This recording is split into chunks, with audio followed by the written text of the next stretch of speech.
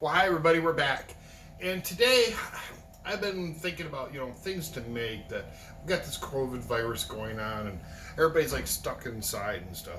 Well, anyway, I have a bunch of apples that I had purchased at a bulk store. One of the big box stores, bulk stores. I don't want to name names.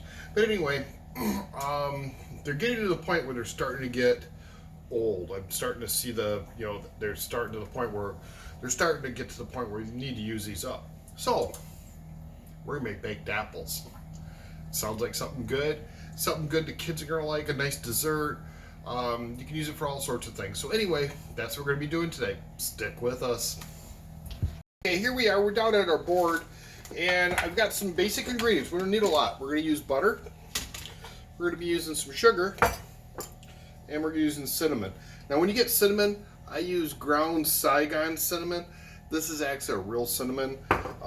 If you go to use other kinds, and the reason I found this out is because I like to put it in my coffee once in a while. And what I do is I make a French press coffee.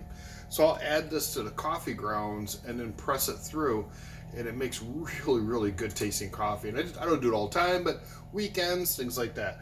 Anyway, this ground Saigon is the cinnamon I found to be the best. It just seems to work really well. I think there's a lot of imitations ones out there, but anyway, this is one that I like. So just so you know. And then, of course, we're going to be also putting a little bit of salt, a little bit of kosher salt, and that's going to be at the very end, kind of like add a little pop to it. So with that, we've got our apples, and we're going to try to core these. We want to go down to about there. So that is about our spot where we're looking for. So you take your knife, you plunge it in, and cut around the core. Be careful with your hands when you're doing this. And then you're going to cut inward a little bit. And then I'll release this. Just like so. Hopefully it doesn't fly out on the floor like mine just did. So, now you look at that hole and you're going, Mark, that doesn't look very pretty. You're right, it doesn't. So, I just take my knife, and we're going to do a little bit of cutting here on the inside. Okay, now we're going to take our butter knife and see those seeds? You can see the seeds down in the bottom. There's seeds down in here. We want those out. So we're going to get that out. I'm dumping that into my sink. And we're going to get those all out. Okay. We don't want those seeds in there. So that's what it looks like. Now that doesn't look absolutely beautiful. And if you have an apple core, that's cool. But don't cut all the way through to the bottom because you want the goodies to stay inside and to cook inside. It's going to be just so, so good. Now there is a way to do this if you want to core the whole thing. Put it inside tin foil and then cook it that way. Just leave it open so that it can bake all that out. Or otherwise you're going to have, it'd be like a mushy mess. It won't cook right. So, if we got one, I've got two done. I'm going to be doing two more.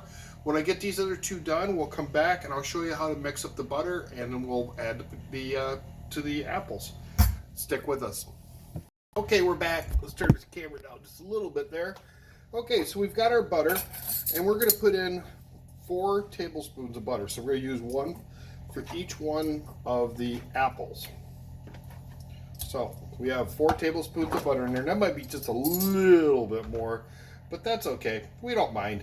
Just a little bit extra butter, and it's going to taste so yummy when we get this done.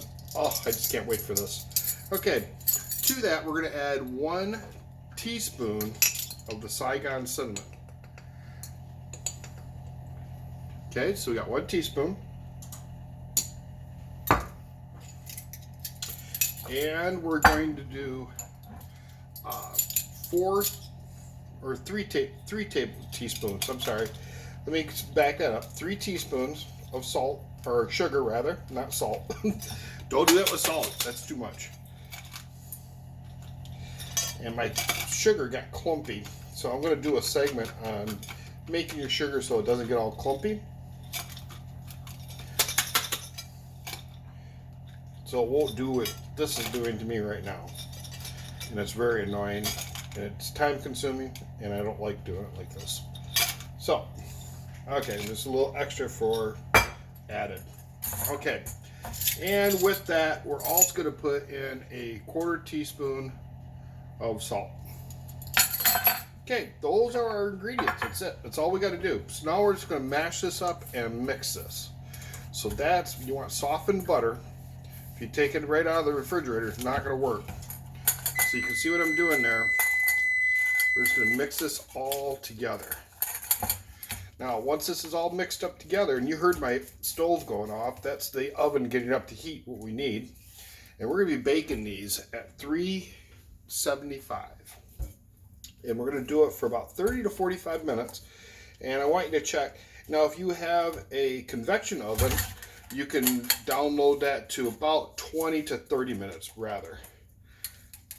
So, that is all nice and mixed up now. Okay, so now all we're going to do is we're going to take our apples and we're going to fill them with a mixture.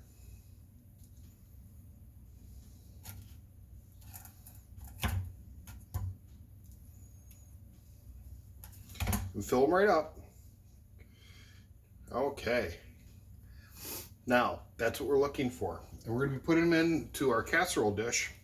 And we're going to fill all 4 of these. These are going to go into the oven, 375 at 30 to 40 minutes. If the regular conventional oven, if you have a convection oven, 20 to 30 minutes. We'll be right back. Okay, we're just finishing up with our last apple. We've got these all set and ready to go now. They are going to go inside of our oven, uncovered. Remember that, uncovered, 30 to 40 minutes at 375. If it's a conventional oven, remember convection ovens, they're faster, 20 to 30 minutes. So, we'll see you soon. Okay, folks, timer's going off, so let's take our food out and see what it looks like. So, like I said, I am using a convection oven. I know not everybody has one. Mine has a convection mode on it. In addition to just a regular baking mode, or regular on bake. So this is what they look like. I had them in for 22 minutes, and these just smell wonderful. Gonna let these cool off, and they'll be a great dessert. So thanks for watching. Keep sticking with us. We'll have more and more videos as we go along, and we'll make some fun stuff. So, especially with this COVID virus going on, I'm going to come up with some other neat stuff. I'm actually looking at getting some guests on here to do some cooking. I got a friend of mine that does a lot with ramen noodles. See you then.